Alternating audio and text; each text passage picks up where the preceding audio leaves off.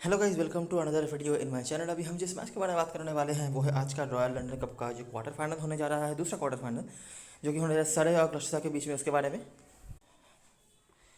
तो ये मैच होने जा रहा है केरिंगटन ओवल लंदन में, जो कि सरे का घर है। इस सरे के जो लास्ट मैच थे, दोनों ही टीमों का जो लास्ट मैच था वो नहीं दिया था ड्रीम इलेवन ने आखिरी मैच डे में। और इस बीच भी कुछ मैचेस इन दोनों टीमों के हुए हैं जो हमने कवर नहीं करके रखे हुए हैं। वैसे तो ये नाम क्वार्टर फाइनल है, लेकिन ये मुझे कुछ ज़्यादा एलिमिनेटर टाइप लगता है, क्योंकि क्वार्टर फाइनल का स्ट्रक्चर में आपको 8 टीम देखने को मिलता है। लेकिन यहाँ पर टोटल 6 टीमें नॉकआउट्स में आए थे, उनमें से 2 टीम ऑलरेडी सेमीफाइनल में पहुँच चुकी है।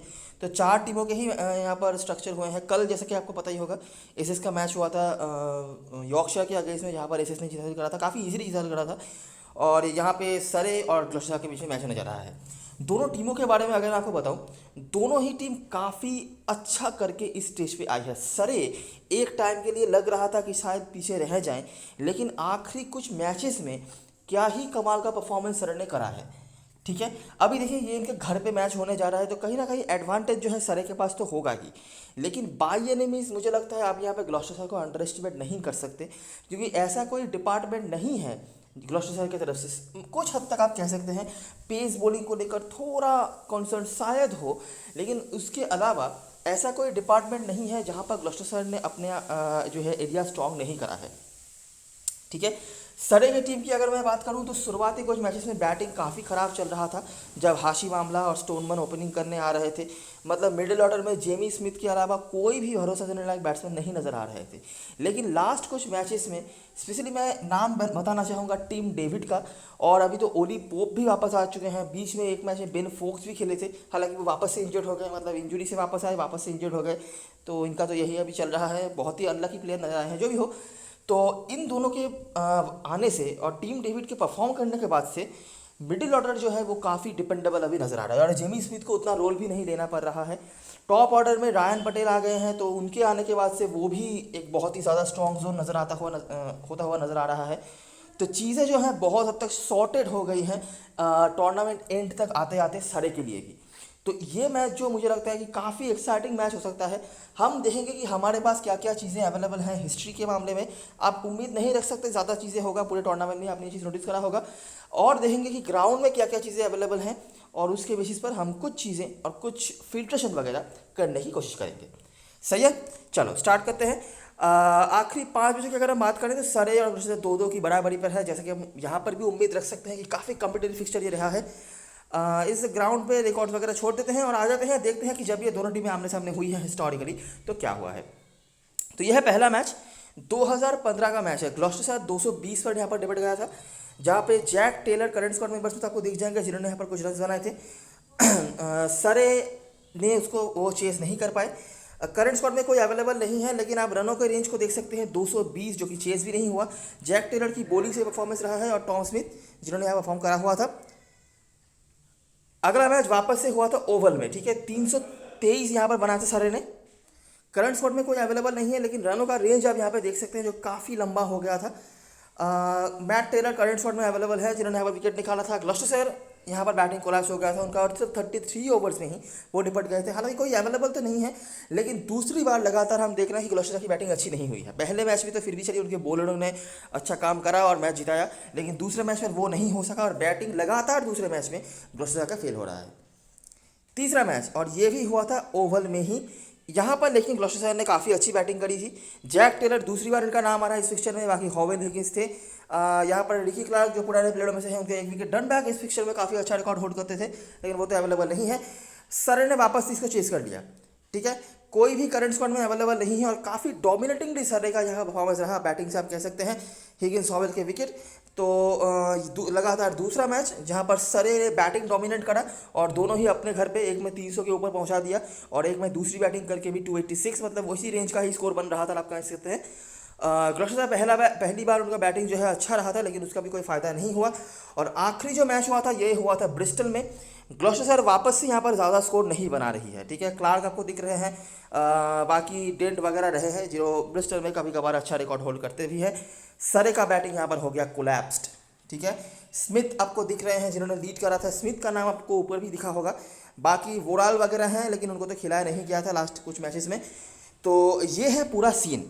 सरे इस फिक्चर में हाईएस्ट रन स्कोरिंग टीम और लोएस्ट रन स्कोरिंग टीम दोनों ही हैं।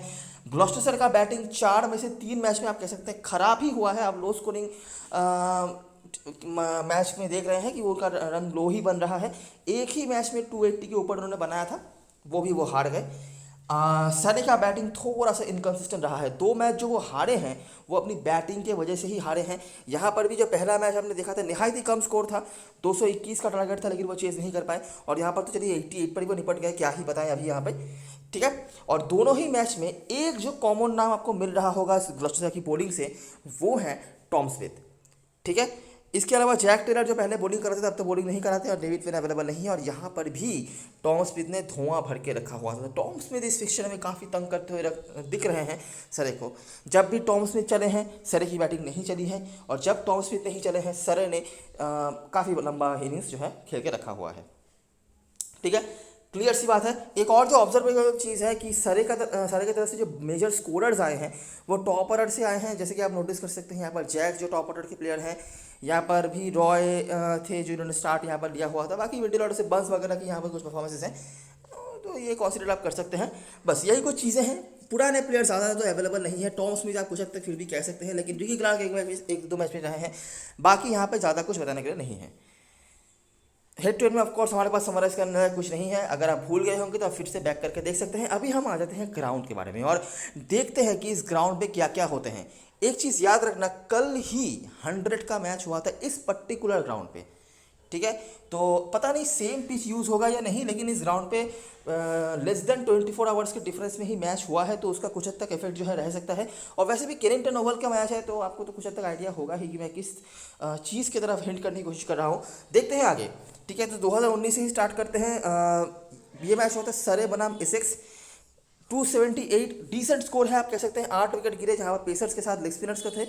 करंट स्क्वाड के मेंबर में से आपको पोप दिख जाएंगे जिन्होंने परफॉर्म करा था। पोप इस सीजन में काफ़ी अच्छे फॉर्म पर रहे हैं। याद होगा आपको वाइट लास्ट में भी उन्होंने बहुत ही बढ़िया पारी खेल के रखी हुई थी।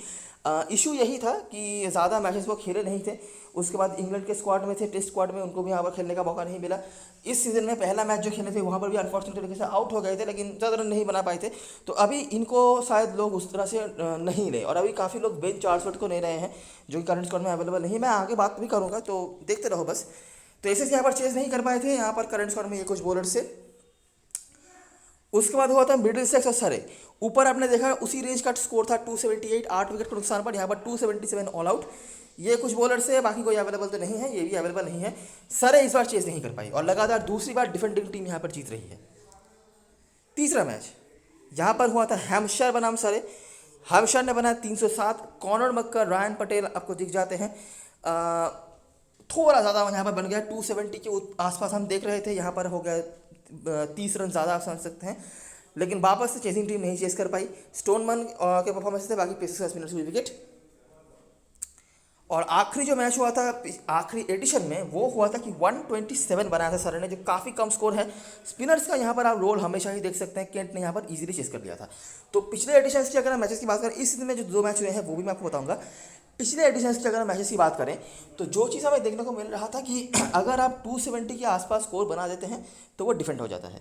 पेसर्स का तो है ही, बाकी स्पिनर्स भी यहाँ पर हमेशा कुछ ना कुछ रोल लेके जाते हैं, ठीक है। ज़्यादा कंसिस्टेंट कोई नाम हमें देखने को नहीं मिला है। और एक मैच में जहाँ पर 127 पर निपट गई थी सरे की टीम, वही एकमात्र मैच था जो इजीली चेज हुआ था। इतना कम स्कोर बना के ऑफकोर्स आप उम्मीद नहीं रख सकते कि आप उसको डिफेंड कर लेंगे।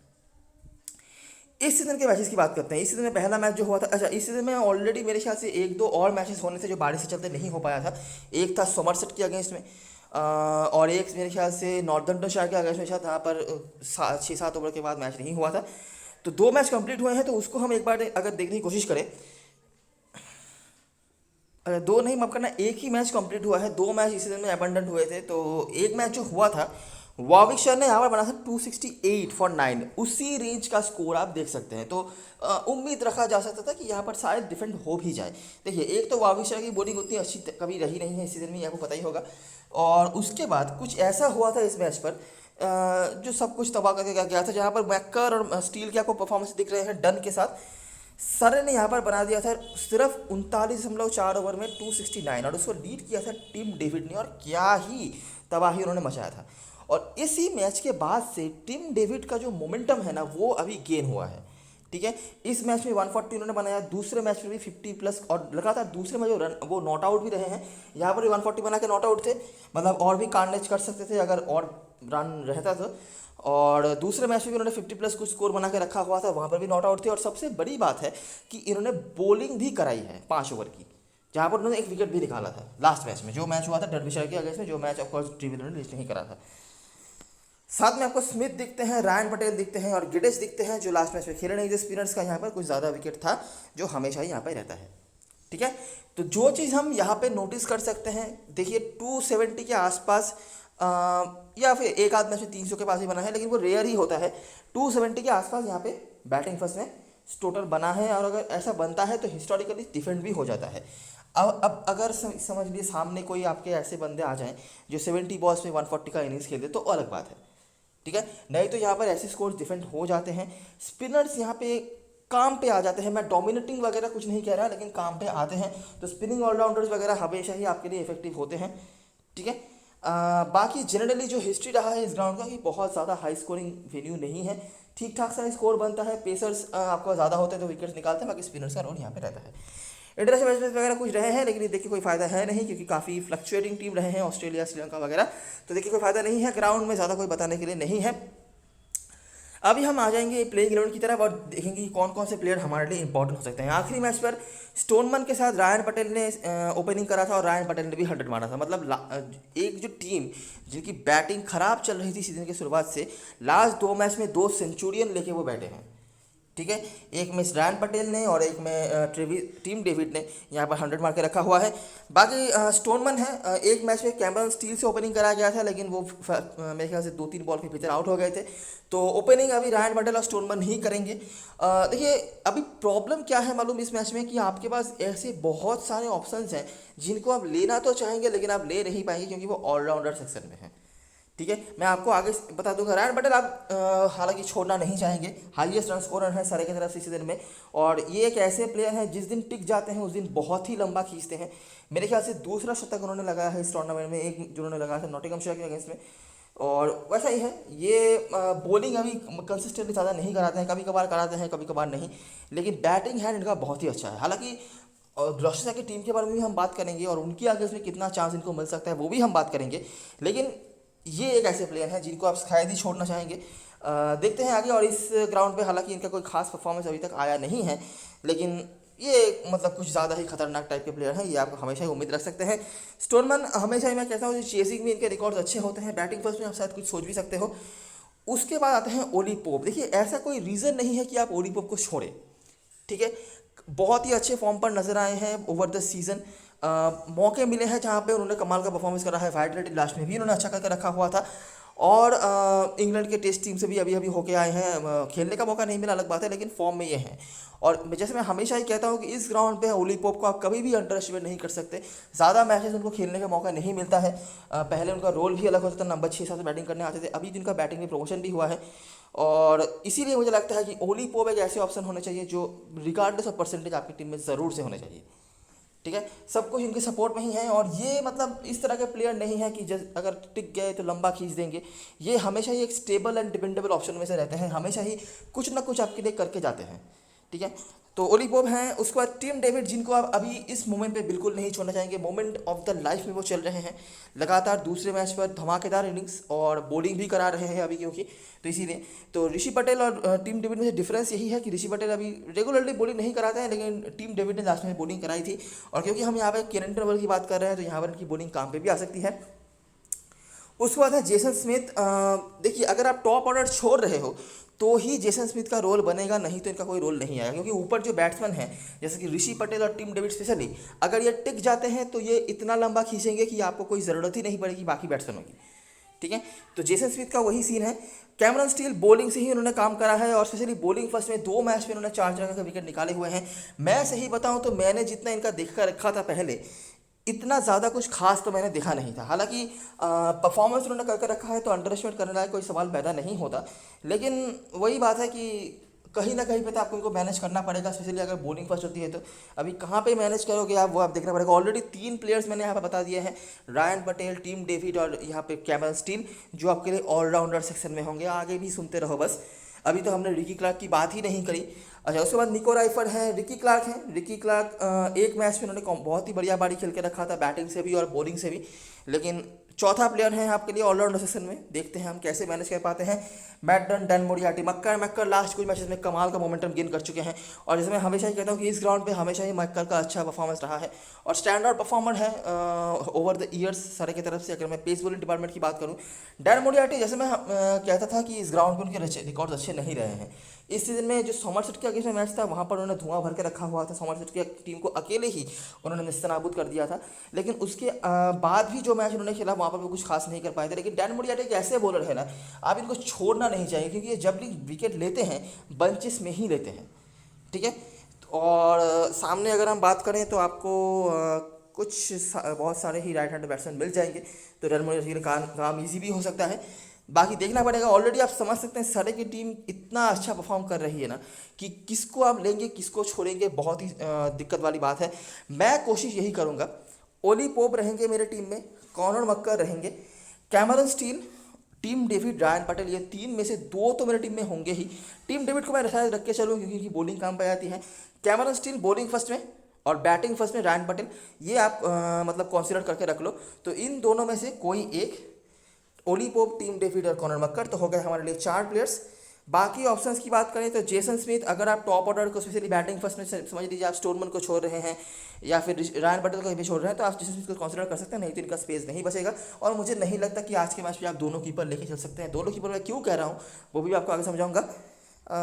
बाकी यहाँ पे डैन मोरियाटी का ऑप्शन है। अगर कोई इंपॉर्टेंट बॉलर आपसे छूट नहीं जा रहा है तो इनको ज़रूर से चलने की कोशिश करना होगा। बात करते हैं ग्लॉस्टर के बारे में। ग्लॉस्टर की तरफ से लास्ट मैच में ओपनिंग करा था ओली प्राइस ने चार्ल्सवर्थ की जगह पर। चार्ल्सवर्थ बहुत ही अच्छा कर रहे थे, लेकिन मेरे ख्याल से अभी वो स्क्वाड का पार्ट नहीं है किसी रीज़न की वजह से। क्रिस डेंट ने लास्ट मैच में बहुत ही बढ़िया पारी खेली थी और बहुत दिनों से ही एंटिसिपेटेड था कि ये बना इनिंग का आने वाला है, जो आया था पिछले मैच में। लेकिन अभी मुझे लगता है स्मॉल लीग में हम इनको नहीं ले पाएंगे, ठीक है। क्योंकि एक तो देखिए ये जो कंडीशन है, इनका इनका सपोर्टिव नहीं हो सकता है। इनका हमेशा ये अच्छा रिकॉर्ड जो होल्ड करते हैं वो ब्रिस्टल में करते हैं, जहाँ पर उन्होंने लास्ट में अच्छी पारी खेली भी रखी थी। ओली प्राइस के बारे में मैं सीज़न के शुरुआत से बता रहा हूँ कि ये काफ़ी अच्छे ऑलराउंडर हैं। अभी ओपनिंग करने भेजा जा रहा है इनको, तो यही एक दिक्कत हो सकता है। नहीं तो टैलेंट की कोई इनके पास कमी नहीं है, बॉलिंग 2 ओवर की ही मिली थी, तो इसीलिए ऑलराउंडर सेशन में है। और सबसे बड़ी बात तो इसीलिए इनको कंसिडर कर पाना मुश्किल होगा। लेकिन बहुत ही ज़्यादा टैलेंटेड प्लेयर है। अगर कहीं पर आप कोई रिस्क ले पा रहे हो ऑलराउंडर सेक्शन में, जो ऑलरेडी ऊपर में हमने 3 प्लेयर्स या 4 प्लेयर्स के नाम बता दिए हैं, यहाँ पर भी अभी लिस्ट तो आने ही वाला है, तो ही ओली प्राइस को कंसिडर करना, जो कि मुझे बहुत ही रेयर लग रहा है कि आप स्मॉल लीग में कुछ सोच पाएंगे। उसके बाद है ब्रेसी। दोनों जो कीपर हैं, जेसन स्मिथ और ब्रेसी, दोनों का ही सेम रोल है। सिर्फ प्रॉब्लम यही है कि सरे के टीम के पास टॉप ऑर्डर में बहुत सारे प्लेयर्स हैं और ब्रेसी खुद ही आते हैं टॉप ऑर्डर में ग्लॉस्टर की तरफ से। और एनी डे आप कह सकते हैं कि ब्रेसी कुछ अलग लेवल के ही प्लेयर हैं, जो परफॉर्मेंस इस सीजन में एक आध मैच में उन्होंने करा था, कंसिस्टेंटली परफॉर्म नहीं कर पाए हैं। लेकिन ब्रेसी को अंडर एस्टिमेट करने लायक कोई रीज़न यहाँ पे हमारे पास नहीं है। ये भी बहुत अच्छे फॉर्म पर हैं, ये भी इंग्लैंड की टीम से वापस होकर आए हैं, तो एक्सपीरियंस की भी कमी नहीं है। दोनों कीपरों में से अगर आप एक ले रहे हो तो मैं हमेशा ही ब्रेसी का नाम कहना चाहूँगी, क्योंकि ऑलरेडी काफ़ी प्लेयर्स आप ले रहे हैं सरे की तरफ से बैटिंग सेक्शन में जो ऑलराउंडर में लिस्टेड हैं, तो यहाँ पर ब्रेसी हमारे टीम में होंगे। ब्रैंड ब्यूरन आप छोड़ नहीं सकते, इनकी बॉलिंग यहाँ पे काम पे आती है और वैसे भी परसेंटेज कैप्टन है। तो प्लेयर नंबर 6 जो ऑलराउंडर सेक्शन में आपके पास लिस्टेड होंगे। उसके बाद जैक टेलर ऑटोमेटिक पिक है बैटिंग सेक्शन में। जॉर्ज स्कॉट एक और ऑप्शन है। लोग इनको कंप्लीटली अंडर एस्टिमेट कर रहे हैं, लेकिन इनको भी जहाँ पे मौका मिला है इन्होंने परफॉर्म करके रखा हुआ है, ठीक है। बैटिंग फर्स्ट में अगर आपको कोई एक्स्ट्रा बैटिंग ऑप्शन चाहिए तो आप जॉर्ज स्कॉट को ले सकते हो। बैटिंग फर्स्ट में मैं कहूँगा, बैटिंग सेकंड में ज़रूरत नहीं है उतना रिस्क लेने का, क्योंकि तब तक बहुत सारे ऐसे प्लेयर्स आपके लिए आ जाएंगे काम पे सारे की तरफ से, जो माने जेन्युइनली काम पे आ सकते हैं। तो जॉर्ज स्कॉट एक ऑप्शन होंगे बैटिंग फर्स्ट में, अगर आप चाहो तो इनको कंसीडर कर सकते हो। प्लेयर नंबर 7 जो ऑलराउंडर सेक्शन में रजिस्टर्ड होने वाला है। उसके बाद वेल्स, टॉम स्मिथ है, Matt Taylor, Jared Warner, Josh Shaw. Matt Taylor काफ़ी अच्छा कर रहे हैं, कंसिस्टेंसी की थोड़ी सी कमी है, और जैरेड वार्नर भी कुछ मैच में उन्होंने 25 विकेट निकाला हुआ है। एक्सपीरियंस के मामले में मैट टेलर आप कह सकते हैं। और अगर हम सही बताएं तो दोनों टीम मिलाकर एकमात्र left arm medium fast bowler हैं, और सामने इनके पास आने वाले हैं काफ़ी सारे राइट हैंडेड बैट्समैन तो उनके पास चांस ही बन सकता है विकेट्स जल्दी निकालने का। तो मैट टेलर एक बहुत ही अच्छा ऑप्शन बन सकते हैं आपके लिए। बाकी वार्नर और शॉ में से अगर आप कोई एक्स्ट्रा पेसर देखना चाहते हो, नहीं तो टॉम स्मिथ तो ऑटोमेटिकली आपकी टीम में अभी तक हो ही गए होंगे। तो हमारे टीम में जो जो प्लेयर्स होंगे 1 2 3 4, इन दोनों में से कोई एक ही मैं सजेस्ट करूंगा। तो यहाँ से हो गए 5 प्लेयर्स, ठीक है। एक्स्ट्रा कुछ ऑप्शन को आप देख रहे हो तो जॉर्ज स्कॉट बैटिंग फर्स्ट में आप कंसिडर कर सकते हो, ठीक है। तो ये कुछ 6 से 7 प्लेयर्स की स्लॉट हैं जहाँ से हमें 5 प्लेयर्स लेने हैं, समझ लो। कैप्टन हसरन चॉइस की बात करें तो सरे की तरफ से बहुत सारे ऑप्शंस हैं पिछले आखिरी कुछ मैचेस के बाद। टीम डेविड भी अभी कॉन्फिडेंस में आ चुके हैं, आपके कुछ ओपोनेंट को भी कैप्टन बना सकते हैं। नहीं तो रायन पटेल, टीम डेविड और स्टील, इन तीनों के आसपास लोग घूम सकते हैं। और यहाँ पर तो मैंने अभी तक रिकी क्लार्क का नाम भी नहीं बताया, ठीक है। उन्होंने भी एक मैच में धागा खोल के रखा था बैटिंग से भी और बॉलिंग से भी। उसका जेमी स्मिथ है और रिस्क लेना है तो रिकी क्लार्क यहाँ से, और मैककर स्टोन में से कोई एक। ग्लॉस्टर की तरफ से बात करें तो वैन ब्यूरन अभी परसेंटेज कैप्टन है, कुछ लोग शायद कैप्टन इनके साथ जा भी सकते हैं, सही ऑप्शन है। इनकी बॉलिंग यहाँ पे काम पे आ सकती है और सामने काफ़ी सारे राइट हैंड बैट्समैन भी हैं।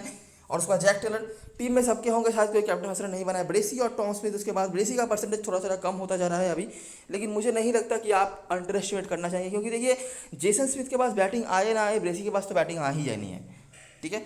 उसका टॉम स्मिथ, ओली प्राइस और स्कॉट दोनों ऑलराउंडर सेक्शन में होंगे। स्कॉट को आप फिर भी एक बार के लिए शायद सोचें बैटिंग फर्स्ट में, नहीं तो इग्नोर करना ही बेटर ऑप्शन होगा। और जैरेड वार्नर यहाँ से। तो ये रही सारी चीज़ें, अभी कुछ चीज़ें तो ऑलरेडी आप समझ गए होंगे कि ये मैच कितना रिस्की होने वाला है। 7 ऑप्शंस हैं और 7 के सातों ही मिनिमम 6 तो कम से कम टेकेबल ऑप्शंस हैं, ठीक है। ऑलराउंडर सेक्शन में जो होंगे, बॉलर सेक्शन में भी 3 से 4 ऑप्शंस हैं। अगर आप 4 ऑलराउंडर लेते हैं तो आप नहीं ले पाएंगे।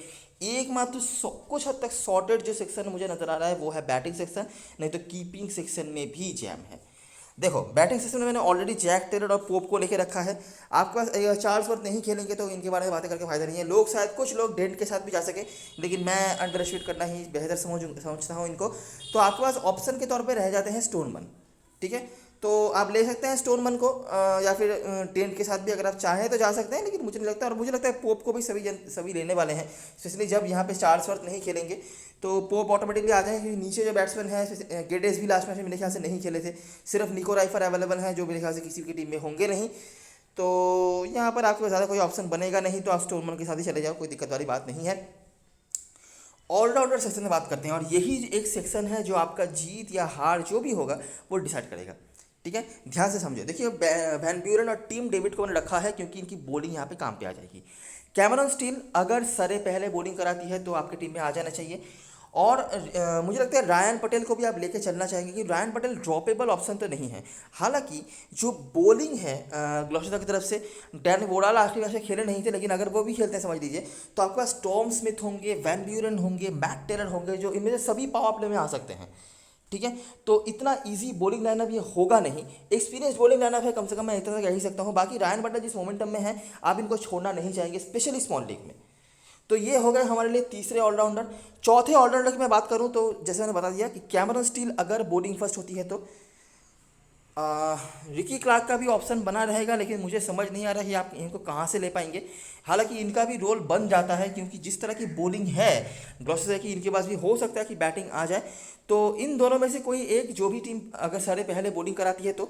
और एक चांस अगर आप लेना चाहते हैं वो है जॉर्ज स्कॉट का। इनका परसेंटेज बहुत कम है, बॉलिंग से ज़्यादा आपको कुशन नहीं देंगे, ठीक है। लेकिन अगर ग्लॉस्टर पहले बैटिंग करती है, मतलब वही सीन है, अगर सरे पहले बॉलिंग कराती है तो आप इनको भी कंसिडर कर सकते हैं। तो सेफ होगा यही कि आप इन ऑप्शंस के साथ जाइए, मतलब 3 ऑलराउंडर फ्रॉम सरे और एक ग्लैमर ग्लॉस्टर की तरफ से, ठीक है। चांस यहाँ पर अगर आप ले सकते हैं तो स्टील का ही ऑप्शन बनेगा, क्योंकि अगर ये बॉलिंग से कुछ नहीं कर पाते हैं तो बैटिंग से अभी तक उन्होंने कुछ करा नहीं है, लेकिन बंचेस में विकेट निकाला है 2 मैच में, तो इसीलिए इनको ड्रॉप करना रिस्क हो सकता है। टीम डेविड की बॉलिंग काम पे आ रही है। रायन पटेल हो सकता है हमेशा कंसिस्टेंटली बॉलर नहीं बनाए, लेकिन जिस दिन बनाते हैं उस दिन बहुत लंबा खींचते हैं, इसलिए ये तीनों ही ऑप्शन ऐसे हैं ना, आप छोड़ना नहीं जाएंगे, ठीक है। फिर भी यहाँ पर मैं रिकी क्लार्क को नहीं ले पा रहा, मैं जॉर्ज स्कॉट को नहीं ले पा रहा, तो वही बात है। बॉलर सेक्शन में देखिए, अगर 4 ऑर्डर आपके पास हो गए, बॉलर सेक्शन में मैककर स्मिथ तो हमारी टीम में होंगे ही। अभी हमारे पास ऑप्शन क्या क्या है, 8.5 कड़ी बचा हुआ है, जिससे हम मोडियाटी तो नहीं ले सकते। अगर हम मोडियाटी नहीं ले सकते हैं तो ऑटोमेटिकली पिक बन जाते हैं मैट टेलर। अच्छा, एक चीज़ आप कर सकते हैं, अगर आपको क्रेडिट का इशू आ रहा है, अगर आपको लग रहा है कि नहीं मुझे मोरियार्टी मैनेज करना था, तो क्रेडिट बचाने के लिए आप यहाँ पे स्टोनमन के जगह पर ले सकते हैं राइफर को जो खेलेंगे। स्टोनमन की जगह पर राइफर लेने का मतलब ये नहीं है कि राइफर उनसे बेटर कुछ कर देंगे। अगर बैटिंग फर्स्ट होती है तो हो सकता है स्टोनमन आपको कुछ खास करते हुए नहीं दिखे, और 9.5 क्रेडिट में 20-25 रन से आपका कुछ डाल करने वाला है नहीं, तो इसीलिए राइफर को मैंने बताया अगर 8 क्रेडिट लेके वो 10 रन भी बना देते हैं, उसके बदले में अगर आपके पास मोरियार्टी मैनेज हो जाता है तो क्यों ही नहीं करें, है ना। तो यही बात है, बहुत ही रिस्की मैच है ये, मुझे फिर से बताने की ज़रूरत नहीं है। ऑलराउंडर सेक्शन में बहुत सारे ऐसे ऑप्शन हैं जिनको आप छोड़ना नहीं चाहेंगे। मैं पर्सनली अगर बताऊं तो मैं शायद अगर रिस्क लेना हो तो कैमरन स्टील पे ही लूं, क्योंकि इन्होंने जो परफॉर्मेंस करा था ना, मैंने कम से कम आखिरी 2-3 साल में जिनका ऑब्जर्वेशन देखा है, कुछ ऐसा कुछ इन्होंने करते हुए नहीं देखा है। हाँ, कभी कभार कुछ रन्स कुछ विकेट्स ये करते थे, लेकिन इतना ओवर पावर परफॉर्मेंस इनका नहीं था। ठीक है, तो कैमरन स्टील एक ऑप्शन है, अगर आप चाहते हैं रिस्क लेना तो आप रिस्क ले सकते हैं, और आप रिस्क ले सकते हैं टीम डेविड के ऊपर। लेकिन वही बात है कि टीम डेविड एक ऐसे प्लेयर हैं, अगर खड़े हो जाते हैं तो ये बहुत लंबा खींचेंगे। ठीक है, लेकिन अभी तक ग्लॉस्टर की बैटिंग बॉलिंग जो है, हमने एक मैच बिल्कुल शुरुआत के समय में जो था उसके बाद से इनकी बॉलिंग हमने बुरी होते हुए नहीं देखी है। तो इन दोनों के ऊपर अगर आप चांस लेना चाहते हैं तो ले सकते हैं, और इनके जगह पर आप मैनेज अगर करना चाहते हैं तो कर सकते हैं रिकी क्लार्क और जॉर्ज स्कॉट को। ठीक है, तो ये सारी चीज़ें, सारी एनालिसिस। कैप्टन हसन जोशी बात करें तो मुझे लगता है कि वैन ब्यूरन आपके पास सही ऑप्शन होना चाहिए कैप्टनसी के लिए, कोई दिक्कत वाली बात यहाँ पे नहीं है। तो कैप्टन आप वैन ब्यूरन के साथ जा सकते हो। वाइस कैप्टन के लिए आपके पास बहुत सारे ऑप्शन हैं। टीम डेविड एक अच्छा ऑप्शन बन सकते हैं जो आपके लिए थोड़ी बहुत बॉलिंग भी करा देंगे, और यहाँ पर उनकी बॉलिंग काम पर भी आ सकती है। कैमरन स्टील बॉलिंग फर्स्ट में आप सोच सकते हो, लेकिन मुझे लगता है हमेशा ही ये थोड़ा रिस्की पिक में रहेंगे अगर आप कैप्टनसी वाइस कैप्टनसी के लिए सोच रहे हो। रायन पटेल सेफर ऑप्शन होंगे, तो Van Buren captain, Ryan Patel, और टीम डेविड में से वाइस कैप्टन आप ये भी कर सकते हो। आउट ऑफ नोवेयर अगर आप कुछ देखना है तो आप ओली पोप के साथ जा सकते हो। रिस्की होगा काफ़ी, क्योंकि यहाँ पे हो सकता है कि जो ऑलराउंडर वगैरह हो जो दोनों इनिंग से पॉइंट देने की क्षमता रखे वो आपको ज़्यादा पॉइंट देके जाए, लेकिन ओली पोप को अंडर एस्टिमेट करने लायक कोई रीज़न हमारे पास नहीं है, तो इसीलिए मैं कह रहा हूँ रिस्क होगा। अगर आप चाहो तो ले सकते हो। सेफ होगा यही, Van Buren captain, Ryan Patel vice captain, या टीम डेविड वाइस कैप्टन, ऐसा करो। और यहाँ पर कॉनर मैकर एक अच्छे ऑप्शन बन सकते हैं बॉलिंग फर्स्ट में, अगर आप कैप्टनसी वाइस कैप्टनसी ट्राई करना चाहते हो तो कर सकते हो। ठीक है, तो ये सारी चीज़ें, सारी एनालिसिस। डिसीजन आपको जो लेना है मेजर डिसीजन, वो है ऑलराउंडर सेक्शन में। वहाँ पर अगर को मिनिमम 2 रिस्क अगर आप नहीं लेते हो तो कहीं ना कहीं पे आप कुछ आपसे कुछ छूट सकता है, तो उसके लिए तैयार रहना पड़ेगा। ठीक है, वीडियो अगर पसंद आया हो तो लाइक ज़रूर करना, सब्सक्राइब करना चैनल को। तब तक के लिए best of luck for this match and goodbye for now.